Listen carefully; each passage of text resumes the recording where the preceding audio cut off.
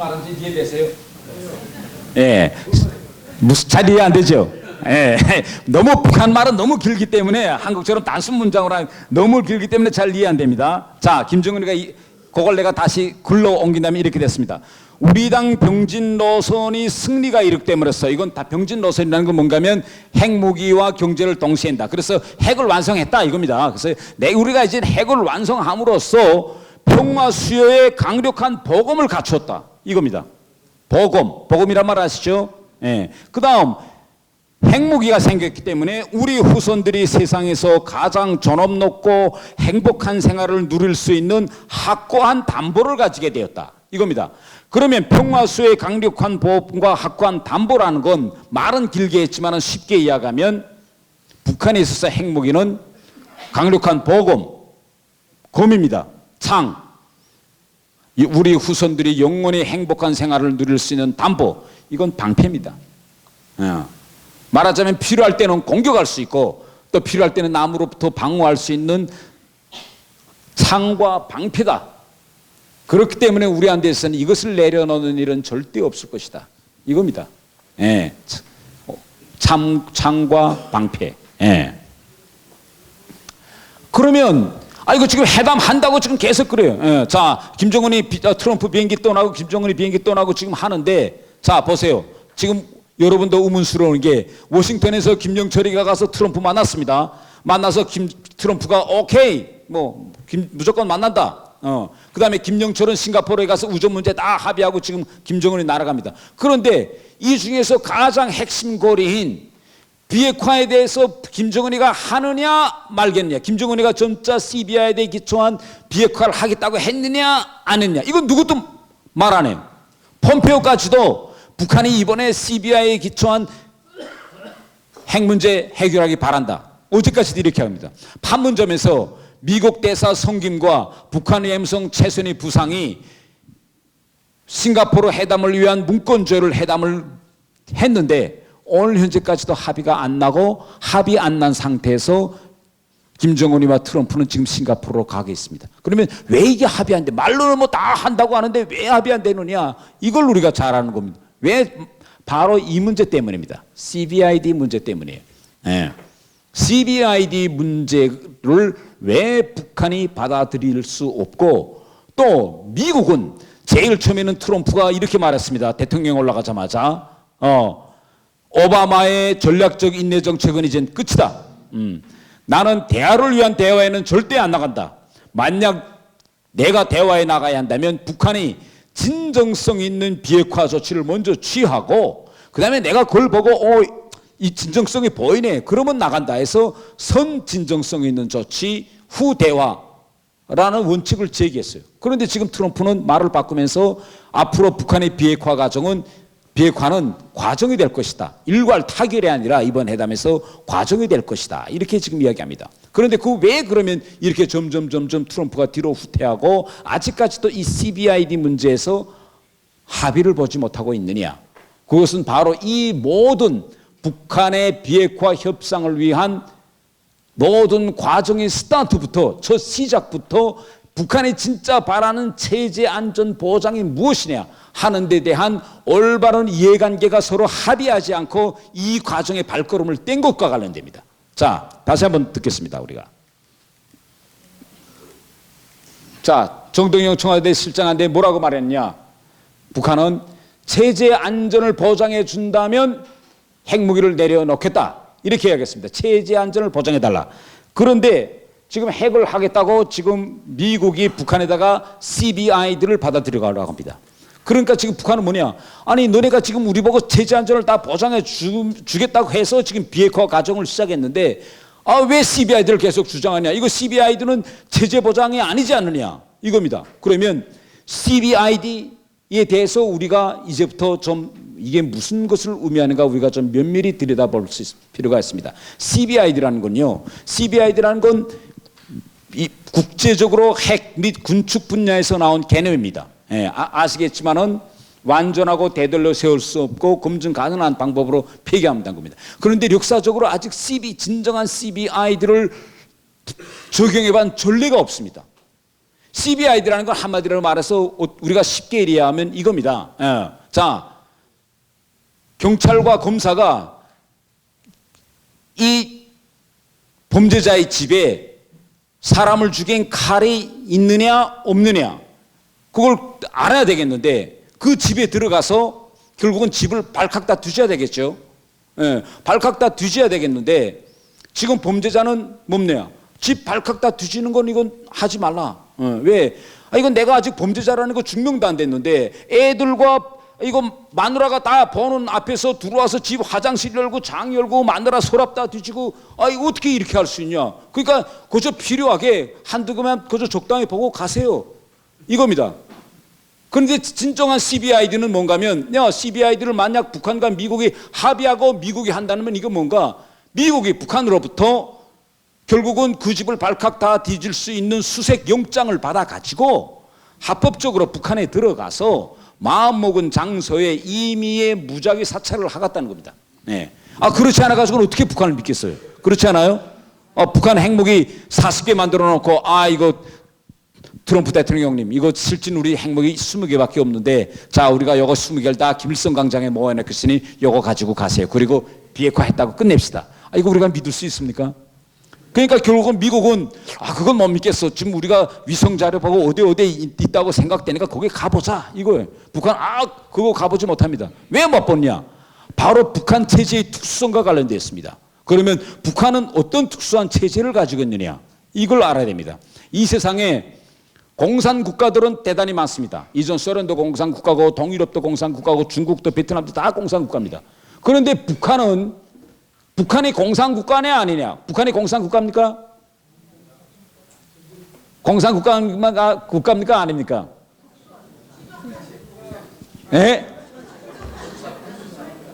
지독한 공산 국가다. 그 다음에 또요.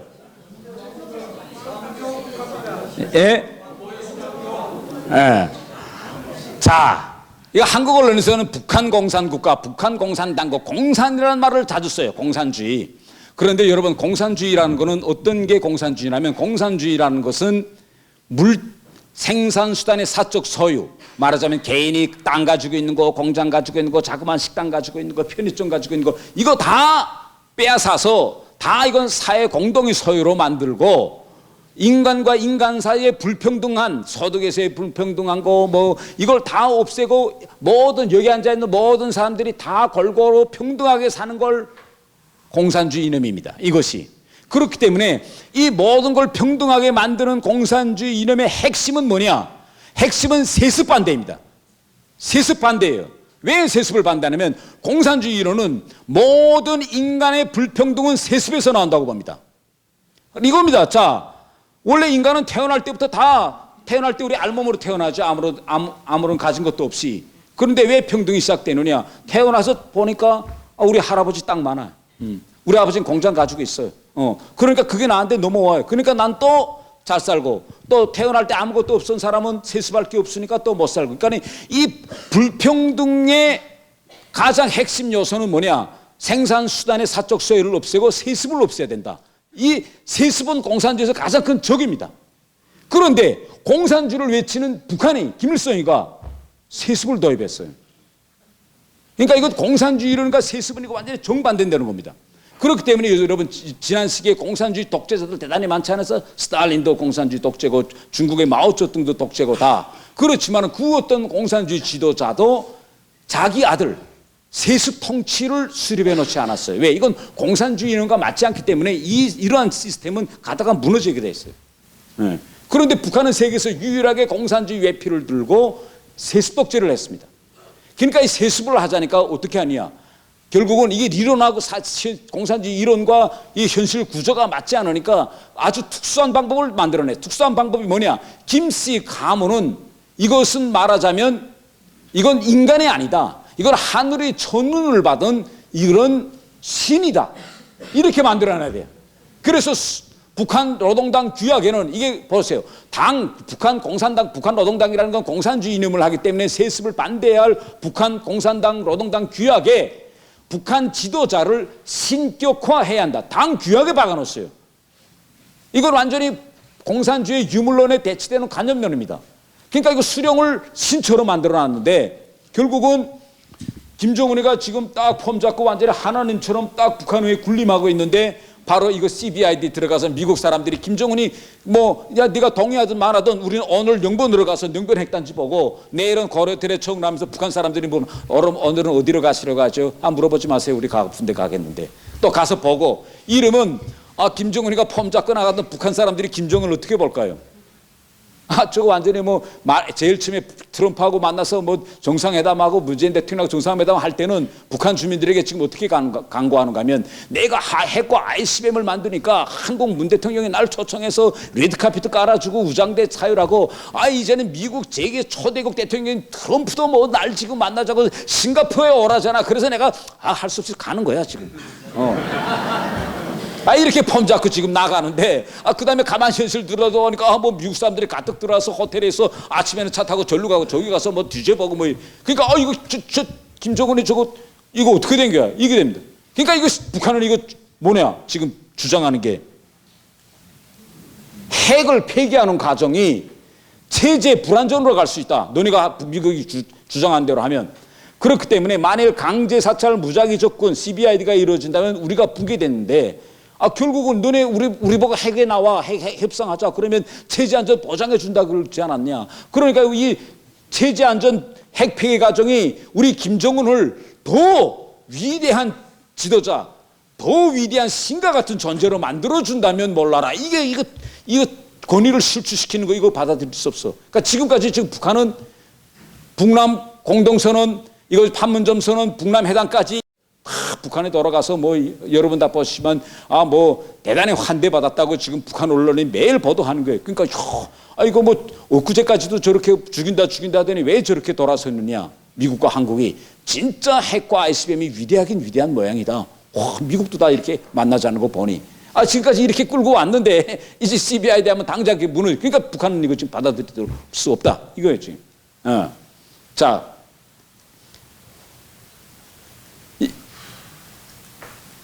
이게 미국이 한 번 도입해 보려고 했던 이라크에서의 CBID입니다. 이라크에 사담 후세인이 있을 때 미국은 이라크 사담 후세인과 너 대량 살상 무기가 있느냐 없느냐. 그러니까 사담 후세인이 없습니다.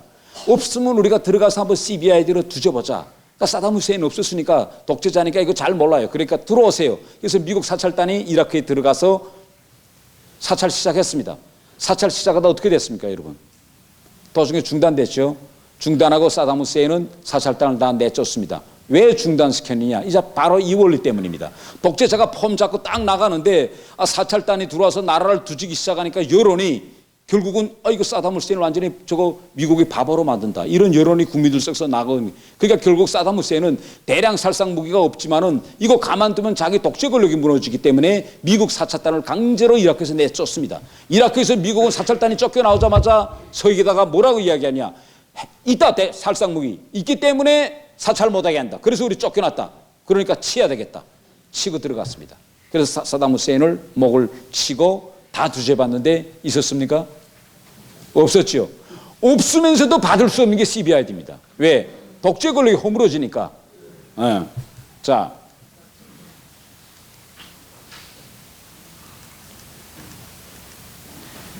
그러면 북한이 CBID를 받지 못하는 데는 또 다른 원인이 하나 있습니다. 만약 지금 북한이 제일 우려하는 거는 뭐 핵시설 같은 정도는 좀 돌아볼 수 있겠다. 그런데 갑자기 미국이 북한이 가지고 있는 정치범 수용소에 가보자 할 때는 큰일입니다. 여러분 정치범 수용소란 말 들었죠?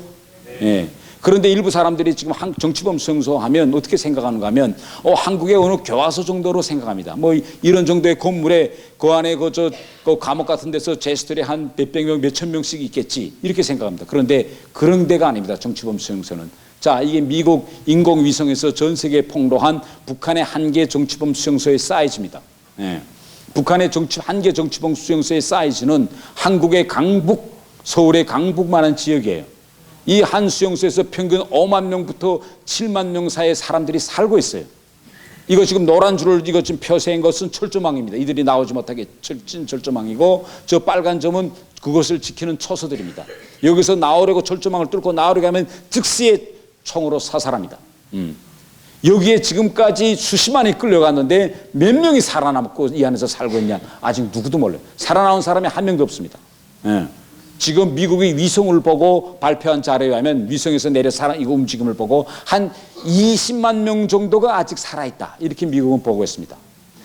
만약 미국이 갑자기 너희가 여기다가 ICBM 숨겨놓지 않은지 어떻게 할래? 여기 가보자. 이거 북한이 보일 수 있을까요? 이거 보는 순간 북한이 지난 수십 년 동안 여기서 몇만 명을 처형해서 강제 매장하고 이 모든 반인류 범죄 사실이 금방 드러납니다. 이거 보여줄 수 없는 게. 예.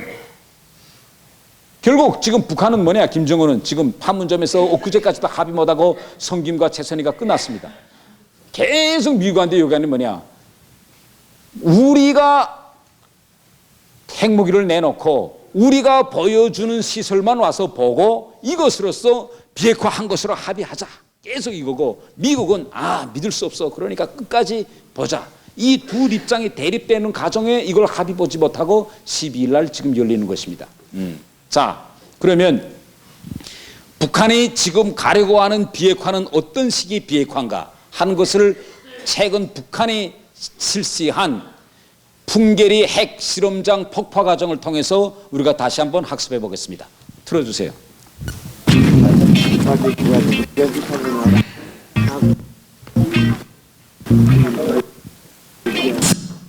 숫자 3으로 표기한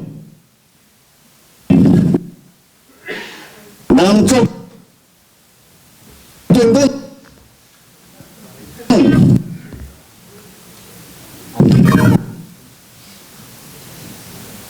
두 개의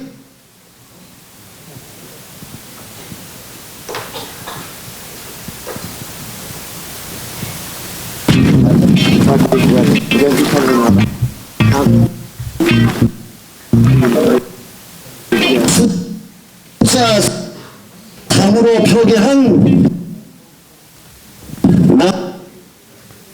남쪽 경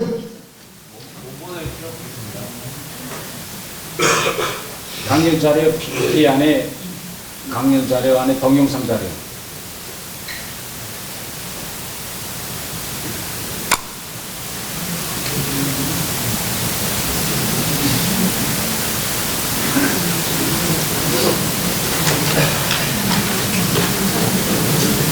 네. 어쨌든 핵실험 폭파 장면 다 보셨죠? 예. 그러니까 그런데 여러분 핵실험 폭파 장면이면서 여러분 어떤 생각이 드셨어요? 이거 저 TV에서 다 보여주는 거 보고 많은 사람들은 이야기합니다. 북한의 진정성 있는 비핵화의 첫 과정이 시작됐다. 전문가들은 지금 언론에서. 두 번째는 북한의 미래의 핵 능력이 영원히 역사 속으로 사라졌다. 이렇게 평가했습니다. 네. 자, 그러면 왜 이것이 쇼고 가짜인가 한 가지씩 이야기해 보세요. 한 사람이 한 가지씩만 왜 가짜다 하고 이야기했습니다. 예. 그러니까 입구만 폭파했다. 또 두 번째. 예? 크게 이야기하세요. 한 가지씩만. 핵실험장이 아니다. 또 그 다음에 전문가를 동원하지 않았다. 그 다음에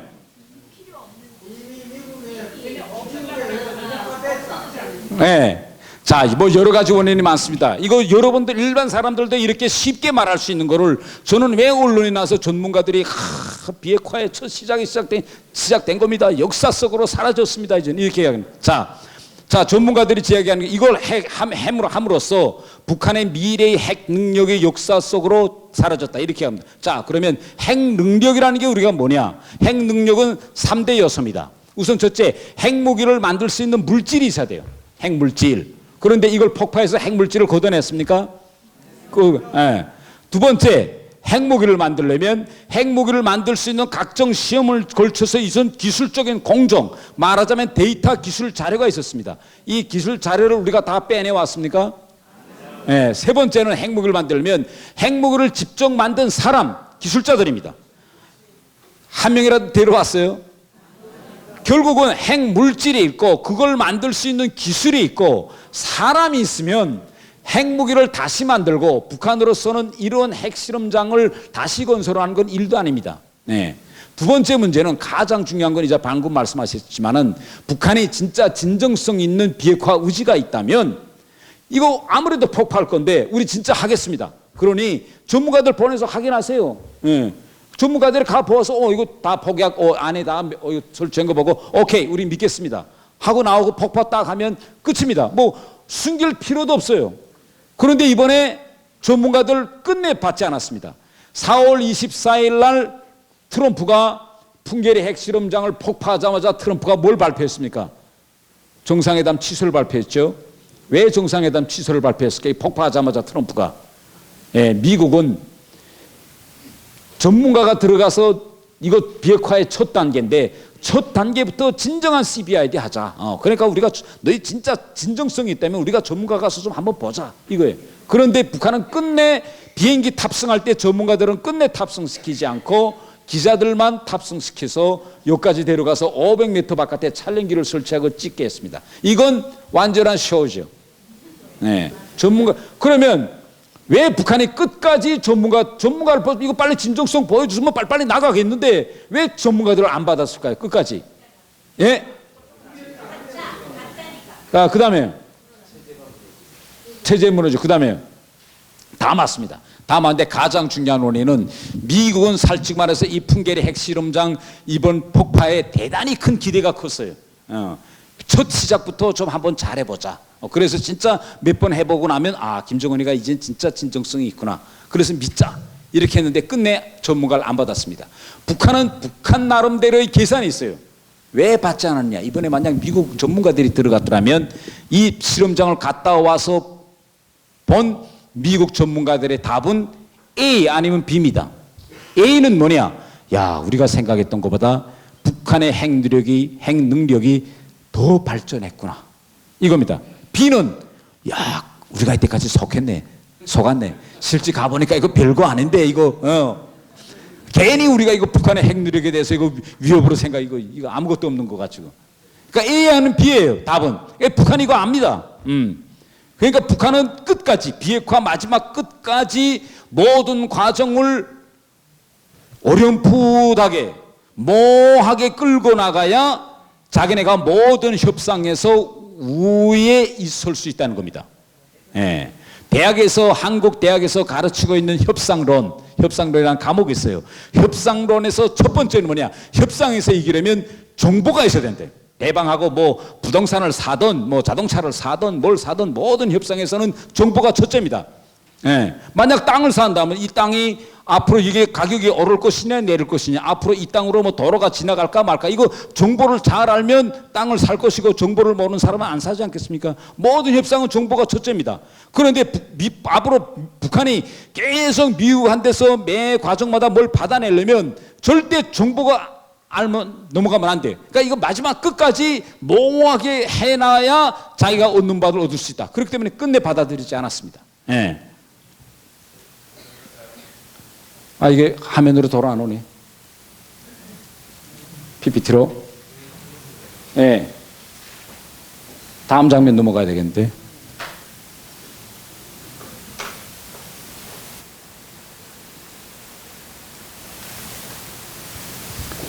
이게 왜 안 되죠?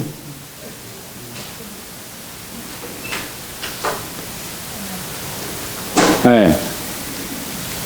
자, 그래서 지금 북한이 달성하려는 목지점은 앞으로 정상회담을 통해서 이룩하려는 그것은 바로 CBID가 아니라 지금 북한은 SBID로 가려고 합니다. SBID. 그러면 CBID와 SBID는 뭐냐? CBID는 완전 아닙니다. SBID는 충분한. 그러니까 미국이 또 한국이 국제공동체가 바라볼 때 그쯤 하면 핵 비핵화 치자 할 수 있을 정도로까지만 갈 수 있다. 여기 북한이 지금 계산해요. 그래서 SBID로 가려고 합니다. 결국은 이건 뭐냐? 앞으로 정상회담을 통해서 북한을 비핵 국가로 포장해 놓고 실제는 핵무기를 운익시켜 놓자. 일부는 내놓고 일부는 운익시켜 놓자. 이것이 지금 북한의 계획입니다. 그러자면 CBID를 끝까지 반대하고 어떤 형식으로 이번에 몰아가려고 하냐면 1992년 2월에 발표된 남북 비핵화 선언으로 다시 몰아가져고 합니다. 지금 북한은. 그러면 남북 비핵화 선언에서 어떻게 돼 있냐? 그때 당시 제 책에도 썼어요. 그때 당시 이런 일이 있었습니다. 자, 한국에서는 임동원 장관이 나오고 북한에서는 북한의 외무성 최수원 부상이 붙었는데 바로 여기서도 CBID 문제가 그때부터 논의 됐어요. 한국은 무조건 다 보자. 북한도 무조건 허상 다 보자. 그런데 북한은 그때 어떻게 생각했는가 하면 그때 북한은 핵무기도 없었어요. ICBM도 없었습니다. 북한이 가지고 있는 것은 단 영변 핵물질 생산 영변 핵단지밖에 없었어요. 그렇기 때문에 북한은 한국 측에다가 CBID 제기하면서 한국에 있는 미군 기지까지 우리 다 사찰하겠다. 그러면 한국이 CBID 못 받아들일 줄 알았습니다. 그래서 북한이 하자 강제 사찰 제기했어요. 그러니까 한국이 매우 난처했습니다. 왜? 한국은 다른 문제에서는 다 자주권이 있지만은 주한 미군 기지에만은 주권이 없어요. 이건 미군이 동의하나 얻지 않으면 주한 미군 기지 사찰을 못합니다. 그래서 한국이 회담에서 그거는 우리가 결정할 사항이 아니다. 미국의 동의를 받아야 되겠다. 그래서 회담이 휴회합니다. 후회하고 한국에 와서 미국에 이 문제를 제기합니다. 자, 이거 지금 남북 비핵화 선언 이거 지금 채택하면서 북한이 CBID 하자고 하는데 그 중에서 가장 중요한 문제가 한국에 있는 주한 미군 기지를 다 보자는 거다. 그런데 이거 미국에 보여줄 수 없지 않느냐. 이렇게 나옵니다. 그런데 예상 밖의 답변을 듣습니다. 미국으로부터. 미국이 그때 어떻게 답변했을까요? 한국에. 예? 이건 핵무기 철수 진행된다면 있는 상황입니다. 북한은 미군 기지 보자고 했어요. 이때 미국이 어떻게 나왔을까? 네. 미국이 예상치 않았던 결단을 내립니다. 이때 어떤 결단을 내냐? 오케이, 만약 한국 사찰단이 북한에 가서 마음먹은 대로 다 볼 수 있다면 미군은 주한미군 기지를 북한군 사찰단에 열어주겠다. 동의 줘. 그렇게 합니다. 그래서 회담이 완전히 역전돼요. 그 다음날 회담에 나온 한국은 이렇게 합니다. 예, 우리 보여주겠다. 미국이 동의가 있었다. 그러니까 한국 들어가 봐. 그 대신 우리도 들어가다 보겠다. 다시 역공세를 취합니다.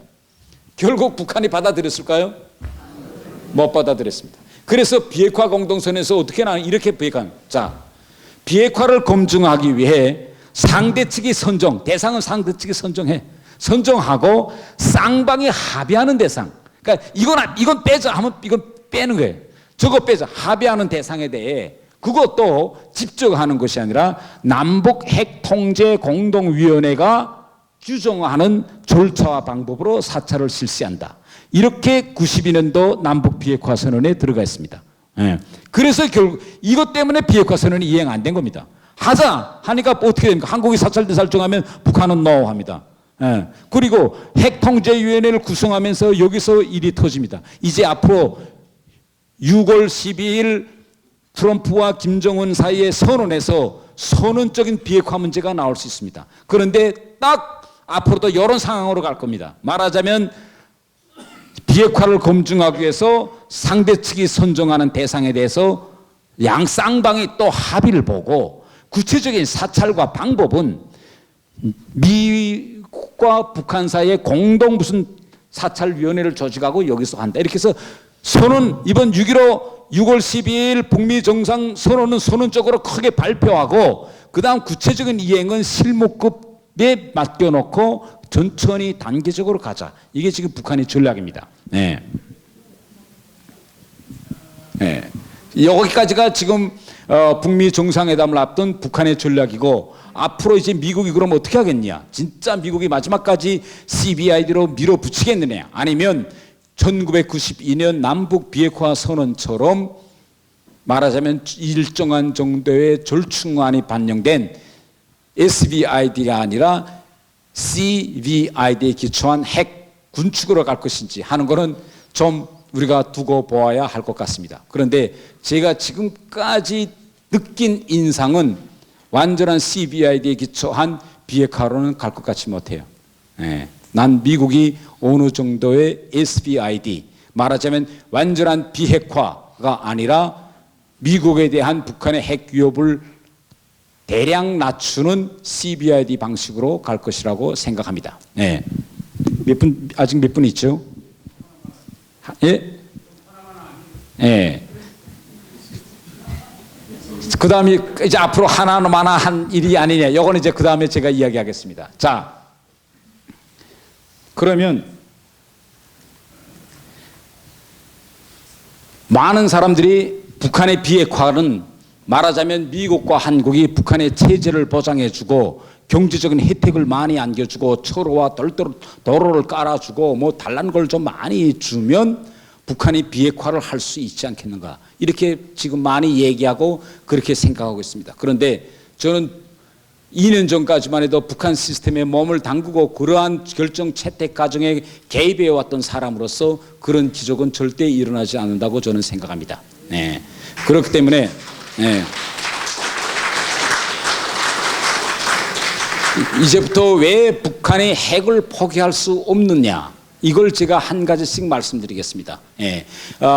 여러분들이 이제 앞으로 이제 사회에서 여러 사람들을 이제 만나게 되는데 많은 사람들이 이 언론에서 듣는 이야기를 많이 합니다. 아, 이번엔 좀 다른다. 이번엔 좀 다를 것 같다. 북한이 핵을 포기할 것 같다. 이렇게 이야기합니다. 그러면 북한은 왜 핵을 죽어도 김정은이가 핵을 포기하지 못하느냐 하는 걸 런리 정연하게 이야기해야 상대방이 납득이 될 것입니다. 그래서 제가 그걸 이야기해 드리겠습니다. 핵을 포기할 수 없는 이유, 제가 정치, 군사, 경제, 사람들이 의식 분야 이걸 순서대로 이야기해 드리겠습니다. 가장 중요한 것은 지금 북한에서 어떤 일이 일어나고 있느냐, 지난 10년간 북한은 어떻게 변화되고 있느냐, 이걸 우리가 잘 아는 게 중요합니다. 예. 제가 한국에 와서 보니까 제가 몇 번 이야기했지만은 한국에는 두 가지 북한이 존재해요.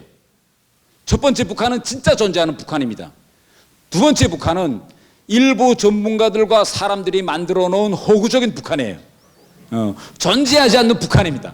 그런데 이게 숱한 박사들이 논문과 언론 인터뷰와 뭘 이걸 만들어서 존재하지 않은 허구적인 북한을 자꾸 이야기합니다.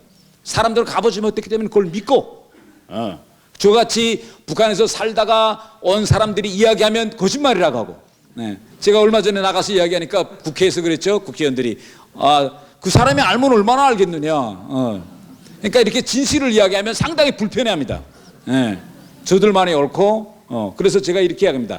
자유민주주의 시스템은 이거 언론의 자유가 있기 때문에 각자가 자기가 생각하는 바, 자기가 이야기하는 바를 다 스스럼 없이 이야기하고 의견 교환을 하고 이런 과정을 통해 나가야지, 왜 자기 말만 옳다고 하고 내가 이야기하면 당신이 뭐 한다고 그러느냐 이러면 감정적으로 나오냐. 감정 걷어내고 있는 이야기 팩트를 가지고 의사소통합시다. 그래서 제가 이제 또 북에서 어떤 일이 일어나고 있느냐를 여러분한테 하나씩 이야기하겠습니다. 우선 핵을 포기할 수 있는 첫 번째 이유는 군사적인 문제입니다. 왜 북한이 핵으로 가지 않으면 안 되게 되느냐, 이걸 우리가 봐야 돼요. 1980년대 말까지 북한군은 한국군에 비해서 대단히 높은 군사적 우위를 차지하고 있었어요. 그런데 오늘날에 와서는 북한군은 핵무기를 뺀다면 재래식 무기만 가지고 한국군과 북한군을 비교해보면 지금 엄청난 군사적 열세에 몰려 있습니다. 왜 몰려 있느냐, 1980년대 말까지 북한이 한국에 비해서 군사적으로 우세했던 것은 북한 경제가 한국에 비해서 좋은 무기나 비행기, 탱크를 많이 만들어서가 아니라 이전 소련으로부터 무상군사 원조를 매해 받았어요. 매해 열차로 탱크, 포, 비행기 계속 들어왔어요. 그런데 1980년대 말부터 이 무상군사 원조가 끊겼습니다. 소련이 붕괴됨으로써 지난 30년 동안 북한은 이전 소련으로부터 무상군사 원조를 한 달러도 못 받았어요. 30년 동안 업데이트와 현대화 과정을 거치지 못했습니다. 반대로 지난 30년 동안 우리 한국은 경제적으로 엄청난 비약을 일으켰습니다. 선박을 만들어 팔고 핸드폰을 만들어 팔고 해서 엄청난 산업화에 기초해서 경제를 발전시켜 가지고 여기서 얻은 경제적 이런 효과로 우리는 국방력을 대단히 현대화 업데이트했습니다. 오늘 한국군의 공군이나 해군 같은 건 이거 북한과는 이제는 개임이 되지 않습니다. 이게 첫 번째. 두 번째 문제는 현재 북한군이 가지고 있는 취약한 군사 구조와 관련되어 있습니다. 이게 뭔가 하면 1960년대에 들어서면서 북한에서는 대대적인 군사 전략을 수정합니다. 어떤 군사 전략을 수정하냐면 김일성이가 6.25 전쟁 때 우리가 북한의 한반도를 통일하지 못한 것은 미 공군 때문이다. 그런데 앞으로 또 전쟁이 일어난다면 한국과 미군이 공군 제공권을 장악했기 때문에 결국은 엄청난 폭격을 할 것이다. 그러면 여기서 살아남기 위해서는 북한군의 모든 군사 장비를 다 땅굴, 터널을 파고 거기에 다 이어야 된다. 그래서 60년대부터 30년 동안 90년대까지 북한은 전국의 모든 산에 다 땅굴 파고 북한군이 가지고 있는 비행기, 탱크, 포 몽땅 다 땅굴에 다 잡아였어요. 그런데 이걸 다 끝내고 났을 때는 미군과 한국이 대단히 우려를 느꼈습니다. 야, 저거 몽땅 다 갱도 땅굴 안에 들어가 있으니 전쟁이 일어난다면 가서 폭격해도 이거 우위가 없어요. 예. 비행기가 나서 또 치곤 다시 땅굴에 포가 쏘곤 다시 땅굴 안에 들어가기 때문에 이게 우위가 없는 게 상당히 우려했습니다. 그런데 이 모든 군사 장비를 땅굴에 잡아놓은 이 군사 구조가 오늘에 와서는 북한군에게 커다란 아킬레스건이 되고 있습니다. 왜 아킬레스건이 될까요? 여러분, 예? 네, 맞습니다. 군사 장비를 산에 땅굴을 파고 이으면 방대한 에너지가 소비됩니다. 전기를 많이 생산해서 계속 한풍 대풍을 시켜서 습기를 빨아내야 돼요. 그런데 북한은 전기가 없어요. 전기가 없으면 어떻게 됩니까? 땅굴 안에 들어가 있던 그런 장비들을 날씨만 계속 비가 안 오면 다시 꺼내서 말려가지고 다시 엮고 꺼내고 계속 이럽니다.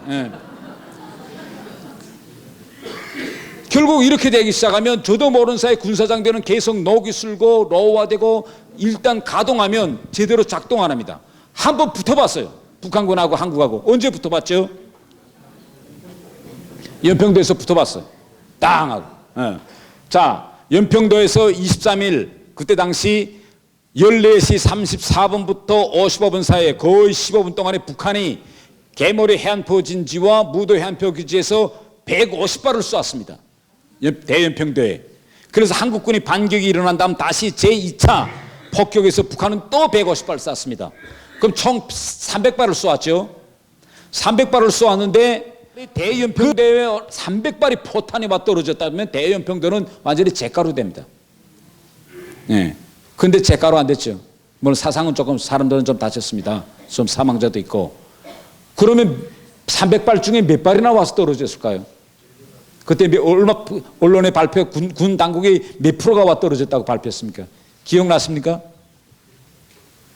30%도 오지 못했습니다.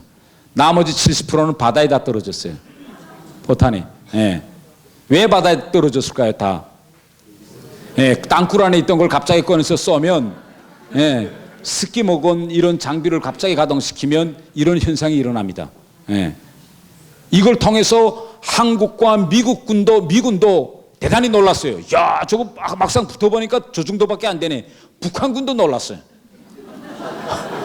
북한 군사 전략가들이 완전히 놀랐습니다. 야, 이거 진짜 큰. 결국 2010년에 한 번도 그 다음에 싸움에 안 붙어요. 북한이 도발 안 하잖아요. 왜? 이거 한 번 좀 짭짤이 한번 탁 해서 자기네 좀 이 본때를 위세를 한번 보이자고 했는데 이걸 통해서 북한군이 취약점이 탁 드러난 거예요. 이게 지금 결국 지금 뭐냐, 남과 북의 현 구사대 상태에서 북한의 핵무기가 없다면 현 상태에서 우리도 하지 말자 여상에서 스톱되면 북한군은 한 해가 다르게 이 군사장비가 계속 녹이 슬고 로화되고 가동 안 합니다. 특히 통신장비 같은 건요, 다 거기에 반도체 칩이 들어가기 때문에 습기에 얼마나 예민한지 모릅니다. 통신장비가 점점 더 가동이 안 돼요. 무전 이게 몽땅 다 작전 상황실들에서. 이거 북한이 다 알고 있어. 예? 우리 해병대에서 K9이 쐈는 게 그건 북한이 제대로 떨어졌어요. 대부분 다 제대로 떨어졌습니다. 일부 그 K4가 동작자 안에서 그때 문제는 제기됐지만은 그 외에 대부분 포탄은 다 떨어졌습니다. 자, 다른 하나는 일반 사회적인 문제에 대해서 이야기했습니다. 여러분 지금 북한에서 자본주의 경제 요소가 대단히 확대되고 있다는 말 들었죠? 이 북한이라는 시스템은 공산주의 시스템이기 때문에 제가 아까 이야기했지만은 생산수단이 사적 요소, 자본주의 경제 요소를 절대 허용하지 않습니다. 그런데 북한은 지난 10년 동안에 북한에서는 자본주의 경제 요소가 엄청나게 지금 증가됐습니다. 그런데 지금 북한에서 이 시장 경제 요소 확대와 중국과 베트남 사이에서의 시장 경제 요소 확대 사이에 엄연한 차이점이 있습니다. 어떤 차이점이 있느냐? 자, 지금부터 제가 북한에서의 자본주의 시장 경제 요소 확대 과정을 말씀드리겠습니다. 중국이나 베트남은 어떻게 시장 경제를 도입했느냐? 당 전원회의에서 자 이제부터 사회주의 계획 경제를 포기하자. 그리고 이제부터 시장 경제로 가자. 위에서 먼저 결정했어요. 그리고 거기에 맞게 일반 사람들이 자체로 장사도 하고 공장도 운영할 수 있게 법적 토대를 다 바꾸고 규정을 바꿨어요. 말하자면 위로부터 밑으로 내려가는 하향식 구조입니다. 톱다운식이에요. 그런데 북한이 지금까지 자본주의 경제에서는 김정은이와 북한 당국과 국가는 어떻게 하면 이 자본주의 요소 과정을 막아버리고 필사적으로 노력하고 밑에 민중은 어떻게 하면 자본주의 시장 경제를 끌어들이기 위해서 엄청나게 저항하는 이 두 양자 간의 투쟁이었습니다. 북한에서 제일 처음 10년 전에 장마당, 말하자면 한국의 로점상과 같죠. 지금은 재래시장과 같은데 장마당이 나올 때 그때 당시에 북한의 장마당은 바로 이 모습입니다. 이 모습을 보면서 여러분 무슨 특징이 있습니까? 네. 이때 이 모습 잘 보세요. 이게 사람들이 다니는 길 모퉁이에서 그때 당국이 하지 말라는 장사였기 때문에 자전거가 있죠. 자전거는 왜 있겠습니까? 네. 경찰이, 한국으로 말하면 경찰이죠. 이거 오면 몰수 빼앗길까봐 금방 싣고 도망치기 위해서 자전거가 있습니다. 또 두 번째, 이거 매 사람들 보세요. 요거 한 사람이 팔고 있는 거 보면 요만한 보에다가 딱 놨죠. 요건 경찰이면 순간에 보에다 놓고 볼을 싸고 들고 뛴다. 이렇게 했어요. 그래서 제일 처음에 나온 이 장마당은 메뚜기장이라고 했습니다. 경찰이 나타나면 도망친다 해서 메뚜기장이었어요. 그런데 2, 3년 동안 이 메뚜기장이 다음은 진드기장으로 넘어갑니다. 네. 왜?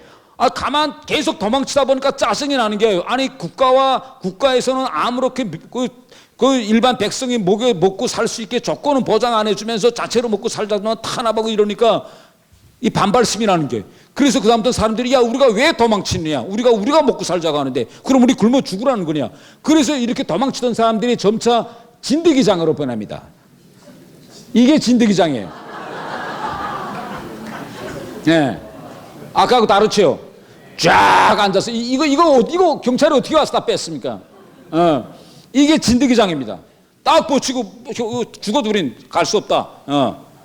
결국 이렇게 되니까 결국은 북한 당국도 어쩔 수 없어요. 이거 치면 폭동이 일어나겠는데. 그래서 지금 오늘과 같은 장마당이 나옵니다. 그래서 이게 장마당입니다. 네. 자, 이제 지붕도 있죠. 네. 여러분, 진드기장과 메뚜기장 사이의 가장 큰 차이점이 뭡니까? 여기서, 예? 이거 지붕 씌운 거, 그 다음에 또, 네. 가장 큰 차이는 구조적인 문제입니다. 바로 장사하고 있는 사람들 다 옷 뭐 입었습니까? 빨간 단체복을 입었죠.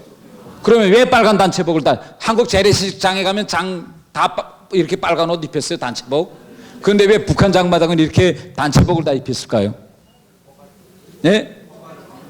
맞습니다. 하나는 이거 허가 못 받은 사람들도 장사하는 게, 그러니까 그 다음에 경찰이 와서 단속하는 건 허가 받지 않은 사람이 장사하는 건데, 허가 받지 않은 사람은 이런 빨간 옷이 없어요.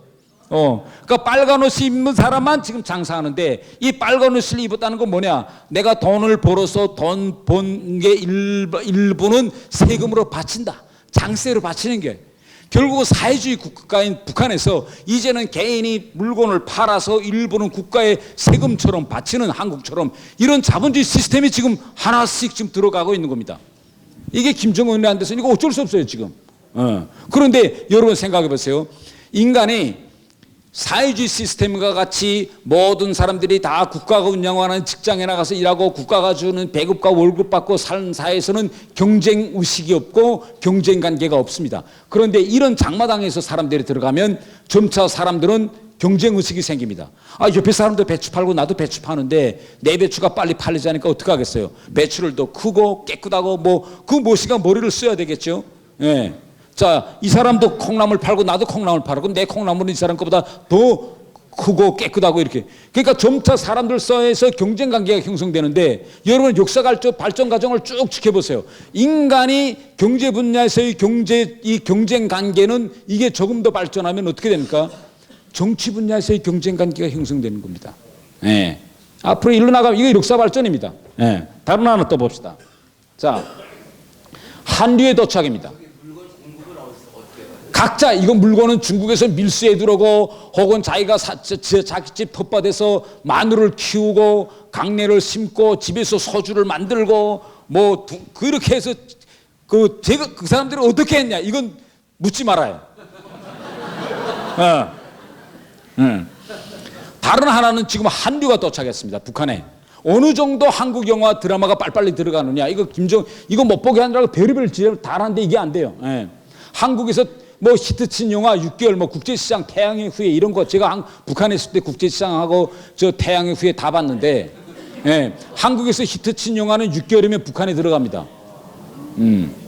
왜 6개월이면 북한에 들어가느냐? 바로 이 자본주의 경쟁 시스템이 마련되면서부터 한국의 문화 콘텐츠가 하나의 큰 장사거리가 됐습니다.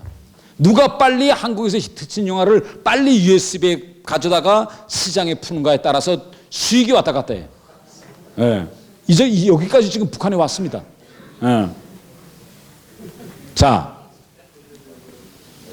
이렇게 자본주의 경제 요소의 확대, 한류의 도착은 북한에서 지금 엄청난 이건 문화적 변화를 일으키고 있습니다. 자, 여러분 이거 보세요. 이게 뭐죠? 커피점입니다. 네.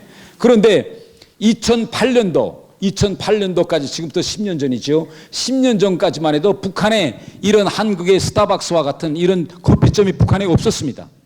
왜 북한에 커피점이 없었는가 하면 자 생각해 보세요. 국가공무원 제가 북한에 있을 때 2008년도에 제 한 달 월급이 2,900원이었습니다. 2,900원. 그런데 그때 당시 쌀 한 킬로 값이 3,400원이에요. 그러니까 국가공무원이 한 달 월급을 가지고 쌀 한 킬로도 사 먹을 수 없는 게 북한 경제 시스템입니다. 그런데 이 커피점에서 이렇게 작은 컵에 파는 커피는 미국 달러로 3불, 큰 커피는 5불입니다. 그런데 미국 달러와 북한 돈 환율 차이가 어떻게 되는가 하면 한 달러 대 그때 당시 3,200원이에요. 그러니까 내가 한 달 월급을 가지고 내가 커피 저거 작은 잔 한 잔 먹자면 1년 동안 로임을 모아야 커피가 한 잔 되는 겁니다. 그러니까 이거 경제학적으로 계산하면 이건 안 되는 장사입니다. 이건 안 되는 장사죠. 예를 들면 이겁니다. 자, 한국의 공무원의 한 달 월급이 500만 원인데 그렇잖아요. 커피 한 잔 값이 5천만 원이라면 그 커피점이 될까요? 당연히 이거 경제학적으로 이거 답이 없는 장사입니다. 이건. 그런데 한 사람이 갑자기 이거 커피점을 내려고 생각했어요. 오스트리아 이거 처음 나온 사람은 오스트리아 상인한테서 20만 불을 빌려가지고 커피점을 내오겠다고 하니까 북한은 사회주의 시스템이기 때문에 내가 내오겠다 하면 내오지 못합니다. 자기 상급 지도부가 동의해야 돼요. 그래서 커피점을 내오겠다 하니까 온 회사에서 그 미친놈이라고 다 욕했어요. 야, 이놈아, 그게 되는 장사냐? 아니, 5불, 3불짜리 그렇게 비싼 거 커피 한 잔 먹고 30분이다 화장실 가서 샥 쏘면 다 나가는데, 그거 누가 먹겠냐, 그거. 이거 안 되는 장사, 이건 안 되는 거야. 근데 이 사람은 뭔가, 바로 북한에서 사람들이 한국 영화를 보고 변하는 사람들의 의식을 봤습니다. 의식을 보고 이 사람은 이게 될 것이다 생각했어요. 커피점 내왔어요. 끝내 우겨서 커피점 내오는 날 대박이 났습니다. 이 기계에서 뽑는 커피. 그때 이 커피점이 나오기 전까지 제가 외무성이랑 외교관들도 북한에서 커피를 어떻게 마셨는가 하면 그 커피통을 사다가 찻잔에다가 차 숟가락으로 커피를 넣고 설탕을 넣고 뜨거운 물 부어서 손으로 저어서 이렇게 마셨어요. 한국 영화 보니까 한국 사람들 그렇게 커피 마시는 사람 없어요. 다 이런 커피점에 가서 샥 기계를 뽑아서 쭉 먹지. 그러니까 커피를 마셔도 북한하고 한국하고 마시는 방법이 다른 거예요. 그러니까 사람들 다 이거 보지. 근데 인간은 계속 보느라면 어느 한때인가 나도 한번 그렇게 해보고 싶은 모방 심리가 생깁니다. 이 사람이 이걸 본 거예요. 그래서 커피점을 내왔는데 내온 날부터 시작해서 며칠 동안 커피점 바깥에 줄이 200m 늘었었어요. 누가 왔을까요? 예? 김정은이가 왔을 것이다. 김정은이가 자기 집 터렛에 다 있는데 왜 여기 오겠습니까? 누가 왔을까요? 예? 제일 먼저 온 것은 남녀 대학들입니다. 예. 학생들이 이거 한국 영화랑 보면서 좀 폼있게 뭐 다 해고 폈는데 이런 거 나온다니까 금방 기가 뻘쭉한 게. 그러니까 부모한테서 돈 달라 뭐 잘 사는지 그러면 또 한 학급에서 한 10명 있으면 그 학급에 잘 사는 애가 있으면 야 그 커피숍 나왔다니 내가 오늘 한번 싸와 압력 갑니다. 그러면 오늘 한번 쏠게. 또 부모한테서 50불 꺼내가지고 온 학급 데리고 가는 게. 예. 또 그리고 청각에 이거 학급에 지금 예쁜 처녀 학생이 하나 있는데 가 꼬셔야 되겠는데 꼬실 방법이 없죠. 그러면 야 그 대동강변에 커피숍 하나 나왔는데 한번 가자. 그러면 애가 자기도 궁금하니까 거기서 기계에서 뭐 커피 어떻게 뽑는 가 이래. 그래서 쫙 길이 늘었었어요. 그러니까 결국은 뭐냐, 일반적인 상식을 가지고 들여다보면 안 될 장사인데 사람들이 의식이 변했기 때문에 이런 장사가 되는 거예요. 네. 이게 지금 북한이 지금 변하고 있는 현실입니다. 이게 지금 김정은이가 지금 다 보고 있어요 지금. 자, 이거 왜 안 넘어가지? 자, 가장 중요한 원인은 여기에 있습니다. 지금 국제 환경이 변하고 있어요. 예, 어떻게 변하고 있느냐? 자, 여러분, 이거 제가 역사적인 문제이기 때문에 이거 잘 알고 가시는 게 아주 중요합니다. 2차 세계대전 끝난 다음에 전 세계 지도자들과 국제법률 학자들이 다 모였어요. 모여서 야, 어떻게 하면 다시는 이런 2차 대전과 같은 인류의 재난이 이 세상에 다시는 일어나면 안 된다. 어떻게 하면 국제법을 만들어서 영원한 평화를 보장할까? 이렇게 생각했습니다. 그래서 그들이 찾은 결론은 뭐냐? 국제법을 주권 존중에 기초한 평화를 만들면 그러면 세계대전과 같은 전쟁을 막을 수 있다. 쉽게 말하면 그겁니다. 예. 모든 나라들의 주권, 국가를 이렇게 정해놓고 그 어떤 경우에도 그 국경을 위반하고 그 나라 주권을 해치는 일은 하면 안 된다. 그러면 세계가 평화가 올 것이다. 이렇게 됐어요. 그래서 주권 존중에 기초한 평화 개념이 생겨나기 시작했습니다. 예. 결국 이 개념에 의해서 어떻게 합니까? 60년대에 전 세계적으로 식민지 체제는 무너져서 영국이나 프랑스의 식민지 체제는 다 무너지고 독립국가들이 다 생겨나요. 그래서 전 세계에서 서로 다 주권을 존중하자. 그런데 이 주권 존중 개념이 일정한 정도 흐르고 보니까 여기에 지금 엄중한 문제가 있습니다. 주권 존중이. 이거 듣기는 아주 좋지만은 어떤 일이 처음 일어나기 시작했느냐? 한 개 나라 안에서 독재자가 자기가 국가 권력과 독재를 가지고 자기 국민들을 국가 지도자로서 보호해야 할 의무를 이행하는 게 아니라 탄압하고 족치고 죽입니다. 독재자가. 그러면 외부 세계에서는 그 나라 주권을 존중해야 되기 때문에 그거 가만 보고 있어야 되느냐 아니면 외부 세계가 개입해야 되느냐 하는 문제가 90년대부터 논쟁점으로 떠오릅니다. 첫 시작점은 이전 유고슬라비아입니다. 이전 유고슬라비아 나라가 유럽에 존재했는데 유고슬라비아 나라는 아주 특이합니다. 한 나라 안에 여러 민족과 여러 문화, 여러 종교가 존재해요. 그런데 이게 갑자기 분리돼서 여러 개 나라로 쪼개지면서 싸움이 일어납니다. 특히 가장 치열한 싸움은 유고스르비아와 코소보 사이에 일어납니다. 그런데 이 스르비아라는 게 이전 유고슬라비아 영토를 가지고 있는데 그 안에서 스르비아족은 슬라브족입니다. 종교도 그리스 종교예요. 반대로 코소보 지역 사람들은 종족상 알바니아족이고 그들이 믿는 종교는 이슬람교입니다. 그런데 이게 한 나라 안에 있어요. 그러면 그 나라를 책임진 국가 지도자, 대통령과 군대는 두 종족 사이에 한 나라에서 싸움을 붙으면 이걸 말려야 합니다. 말이고 평화를 유지해야 되는데 싸움이 치열해지니까 그 군대와 권력을 지닌 사람들은 다 슬라브 쪽 사람들이 그 권력과 군대를 이용해서 같은 나라 국민인 소수 종족인 알바니아족을 탄압합니다. 그래서 수십만의 알바니아족이 집을 다 지금 미얀마 버마 사건하고 똑같아요. 예. 그래서 다 수십만 명이 코소보를 떠나서 도망칩니다. 피난민이 생겨요. 그러니까 국제적으로 이거 그럼 이런 경우는 어떻게 해야 되냐? 이거 뭐 저거 완전히 이거 자기 국민인데 저렇게 치는데 그래서 결국은 나토군이 개입합니다. 나토군이 개입해서 결국은 이전 유고슬라비아군을 군사적으로 공격합니다. 그래서 그때부터 국제법적 환경이 어떻게 변하느냐? 주권 존중에 기초한 평화 유지로부터 인도주의 간섭과 R2P 개념으로 변합니다. 이게 인도주의 간섭이라는 건 뭔가 하면 아무리 그게 한 개 나라고 거기에 대통령과 국가 행정 체계가 존재한다고 하더라도 그 지도자와 행정 시스템이 자국 국민을 보호하지 않고 반대로 자국 국민을 치고 죽이고 여러 가지 뭐 정치, 종교, 문화적 이유로서 탄압할 때는 국제 공동체가 가만히 있으면 안 된다. 국제 공동체가 연합군을 조직해서 그 지도부를 드러내야 한다. 그래서 인도주의 간섭이 합법화됩니다. R2 개념이라는 건 영어로 말하면 responsibility to protect인데 보호할 책임. 말하자면 그 나라 국민을 보호할 책임은 그 나라 지도부에 있지만은 지도부가 그걸 이행하지 않을 때는 외부 세계에서 들어가서 그 나라 국민들의 인권을 보호해 주어야 한다. 이렇게 국제법이 지금 변하고 있어요. 그러면 이게 현실 상황에서 어떻게 변하고 있느냐 봅시다. 자, 이건 누굽니까? 사담 후세인입니다. 사담 후세인이 자국 내 인민 봉기에 의해서 이렇게 교수대에 올랐습니까? 아닙니다. 연합군이 들어가서 사담 후세인을 교수대에 올려놨습니다. 자, 저 사람은 누굽니까? 가다피입니다. 가다피가 자국 봉기에서 이렇게 했습니까? 아닙니다. 아랍이 봄이 일어나니까 가다피는 자기 군대를 동원해서 반정부 세력을 무차히 탄압합니다.